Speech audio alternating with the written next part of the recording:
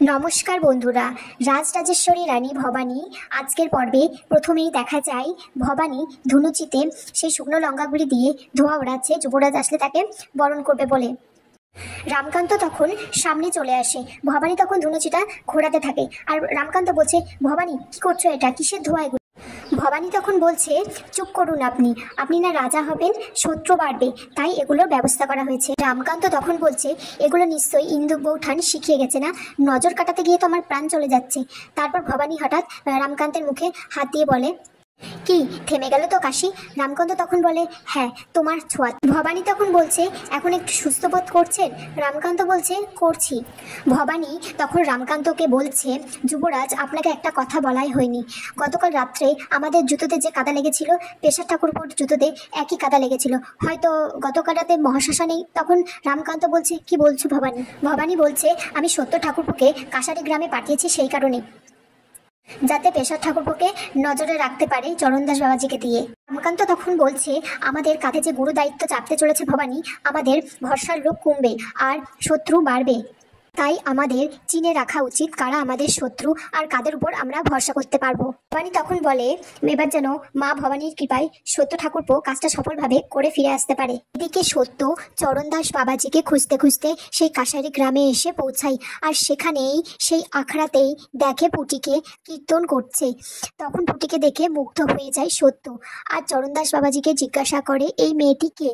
চরণদাস বাবাজি তখন বলে, মেয়েটি এখানকারই একটা ভক্ত, কিন্তু এর বাসস্থান এই গ্রামে নয়।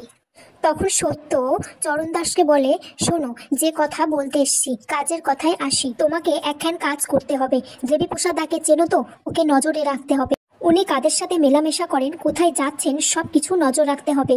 তখন চরণদাস বাবাজি বলে, ঠিক আছে, আজকে রাতের মধ্যে সব খবর এনে দেব।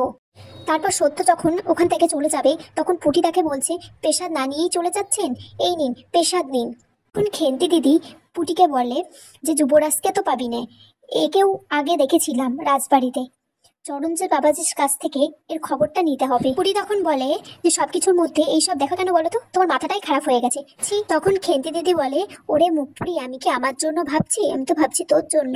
এদিকে মল্লপুরের গ্রামবাসী সবাই মহলে হাজির হয়েছে, তো ভবানীর দিকে এক দৃষ্টিতে চেয়ে থাকলে সত্য মুচকি হাসে আর সত্যর মা তখন বলে, আমাদের কান্তর মুচকি হাসি দেখে মনে হচ্ছে এর কান্তর চক্ষু দুখানি চিকের আড়ালে তার স্ত্রীকেই খুঁজছে। তখন ইন্দুবউ বলছে, এ হলো লুকোচুরির খেলা, আমার ঠাকুরপো যখন তোর দিকে চাইবে তুই চাইবি না, এতে কি হয় বলতো? এতে ভালোবাসা বাড়ে।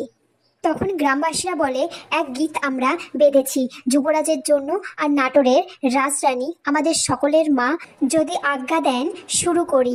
তখন গ্রামবাসী বলে, আমাদের সকলের পক্ষ থেকে রঘুরাজ আর মহারাজের কাছে একটা নিবেদন আছে, যুবরাজ আর রাজরানী যদি দুজনের যুগলে বসে আমাদের গীতের আনন্দ নেন তাহলে আমাদের খুবই ভালো লাগবে।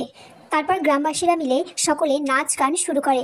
এদিকে চরণদাস বাবাজি দেখে ফেলে দেবীপ্রসাদকে সেই ভিন রাজ্যের দোষীদের সাথে কথা বলতে। গান শেষ হয়ে গেলে সবাই সাধু সাধু বলে। তারপর রঘুরাজা বলে, দেবীপ্রসাদ আর চন্দ্রশেখরকে তো দেখতে পাচ্ছি না, তারা কোথায়? সত্যর মা তখন বলছে, বৌরানী, এই বস্ত্রগুলো প্রজাদের হাতে তুলে দাও। তারপর যুবরাজ আর ভবানী মিলে প্রজাদের বস্ত্র বিতরণ শুরু করেছে আর এখানে আজকের পর্ব শেষ হয়ে যায় বন্ধুরা।